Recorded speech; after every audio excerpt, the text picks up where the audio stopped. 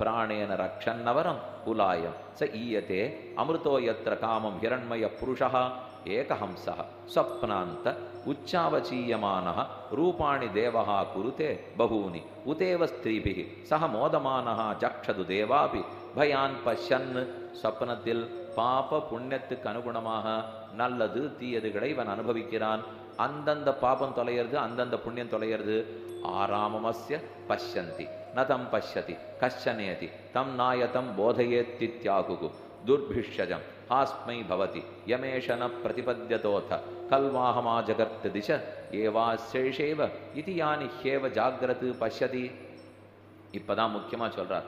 ஒருத்தர் நன்னா இங்க தூங்கிட்டு இருக்காரோ இல்லையோ, தூங்கிட்டு இருக்கிற சமயத்துக்கு சட்டுன்னு அவரை எழுப்பாதேங்கிறார். ஏனெனில் இவருடைய கண்ணு காது மூக்கு நாக்கு எதுவும் இப்ப வேலை செய்யல. இவருடைய மனசெல்லாம் கூட அடங்கியிருக்கு. இது எங்க போயிருக்கு? எல்லாம் சொப்பன சரீரத்துக்கு போச்சு இல்லையோ. இப்ப சட்டுன்னு இவரை எழுப்பினியானா அங்க போயிருக்கிறதெல்லாம் திரும்பி வரணும் இவருக்கு. இப்போ இவர் அதெல்லாத்தையும் தொலைச்சுட்டு அங்க ஆட விட்டுண்டு நன்னா நீண்டதா அதை பார்த்துன்னு சந்தோஷப்பட்டு இருக்கார். புண்ணிய பாப ரூப கர்மத்தின் பலத்தை அனுபவிச்சுருக்கார். இவரை சட்டுன்னு எழுப்பினா எழுந்திருக்கிறச்சே கண்ணுக்குள்ள போகணும், காது காதுக்குள்ள போகணும், மூக்குக்குள்ள போகணும். எந்த ஒன்றையும் சட்டுன்னு பண்ணுனா நிதானம் இழந்து மாற்றி பண்ணிடலாமோ இல்லையோ. ஆகவே கண்ணு காது மூக்கை இழக்க வேண்டிய வாய்ப்பு கூட வரலாம்ங்கிறார். ஒன்னொன்னு அந்த சரீரத்துக்கு போயிருக்கு. திரும்பி வரச்சே சக்ஷுரேந்திரியம் காதுக்குள்ள போயிடலாம், ஸ்ரவணேந்திரியம் கண்ணுக்குள்ள போயிடலாம். கேட்கறதுக்குன்னு ஒரு புலன் இருக்கும் இல்லையோ, அந்த புலன் கண்ணுக்குள்ள போயிடலாம். பார்க்கறதுக்கு இருக்கிற புலன் காதுக்குள்ள போயிடலாம். அப்படி படுத்தினா கண்ணு தெரியாத போடும், காது தெரியாத போடும். அதனால தூங்குபவர்களை சட்டன்னு எழுப்பாதே, கொஞ்சம் மெதுவா தட்டு, அவன் சரிப்படுத்திக்கிறானான்னு பாரு. அப்புறம் ஒரு 2 குரல் கொடு, மெதுவா அவரை உள்ள விடு. அந்த நிதானப்பட்டா தான் புலன்கள் சரியா திரும்ப போய் உட்காருங்கிறார். அதுதான் சொல்றார். சொப்பனம் போனா தானே விளங்கும், ஜாகிரத்து வெளி விளக்கிறது, தானே ஜோதிமயமா இருக்கார். ஜாகிரத் பஷ்யதி தானி சுப்த இத்தத்ராயம் புருஷா ஸ்வயஞ்சோதிர் பவதி சோகம் பகவதே சஹஸ்ரம் ததாமியத ஊர்த்வம் விமோக்ஷாய ப்ரூஹீதி.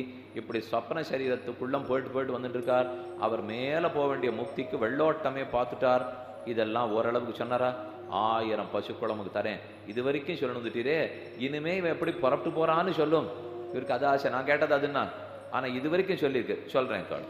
சவா ஏஷ ஏதஸ்மின் சம்பிரசாதே ரத்வா சரித்வா திருஷ்ட்வைவ புண்ணியஞ்ச பாபஞ்ச புனః பிரதிஞாயன் பிரதியோன்யத்ராவதி ஸ்வப்னாயைவ ததாமியத ஊர்த்வம் விமோக்ஷாய. மிக நன்றாக சொப்னம் பார்க்கிறார். பார்த்தபோது இப்ப சொப்னம் பார்த்துட்டு இருக்கிறச்சே ஒரு விதமான அழுக்கெல்லாம் நம்மகிட்ட கழிஞ்சிருக்குமா. ஆனா முழிச்சுட்டு இருக்கிற சமயத்துக்கு ஒரு சில அழுக்கு இருக்கான். ஏன்னு பாருங்க. இப்ப நம்ம முழிச்சுட்டு இருக்கோமா, முழிச்சுட்டு இருக்க சமயத்துக்கு யாராரோ வந்து வம்பு பேசுவாளோ இல்லையோ, ஒருத்தரை பத்தி ஒருத்தர் புறங்கூறலாம், குற்றம் எல்லாம் சொல்லலாம்.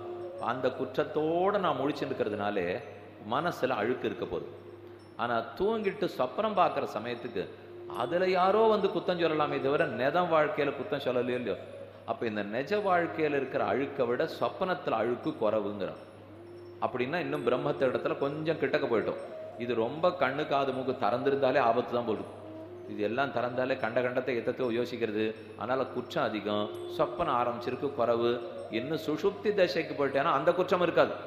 ஏன்னா அப்ப மனசும் வேலை செய்யல, எந்த உடலும் கிடையாது. கனவுல ஒருத்தர் குத்தம் சொல்றது கூட நடக்காது இல்லையோ. அது சுஷுப்தி தசை. பாபம் ஊர்தம் விமோக்ஷாயைவ. இப்படி சுத்தமான தசைக்கு செல்லுகிறான். சரி, இனி மேலே எப்படி முக்தி அடைகிறான்றது சொல்ல வேண்டும். அடுத்து சொல்றேன். சவா ஏஷ ஏதஸ்மின் ஸ்வப்னே ரத்வா சரித்வா திருஷ்ட்வைவ புண்ணியஞ்ச பாபஞ்ச. பாப புண்ணியங்களை எல்லாம் அனுபவிச்சுட்டு திரும்ப தூங்கிட்டு இருக்கிற சரீரத்துக்குள்ள வருகிறான். ஆழ்நிலை உறக்கத்துக்கு போகிறான். சவா ஏஷ ஏதஸ்மின் புத்தாந்தே புனஹா பிரதிஞாயம். திரும்ப வராருங்கிறத புரிஞ்சுடுங்க. போறார் வரார் போறார் வரார். இதை போல ஒரு நாள் தான் புறப்பட்டு மீளாத இன்பத்தை அடைய போகிறார். இப்போதைக்கு ஒரு நாள் ராத்திரியும் போயிட்டு மறுநாள் கார்த்தால திரும்பி வந்துட்டு இருக்கார். அது இதே போல தத்யதா மகாமத்ய உபே கூலே அனுசஞ்சரதி. ஒரு பெரிய மீனா இருந்ததுன்னா கங்கையில பார்த்துட்டே இருங்கோ, அப்படி வில்லுலேருந்து போன அம்பாட்டம் அந்த கரையை போய் தொடும்.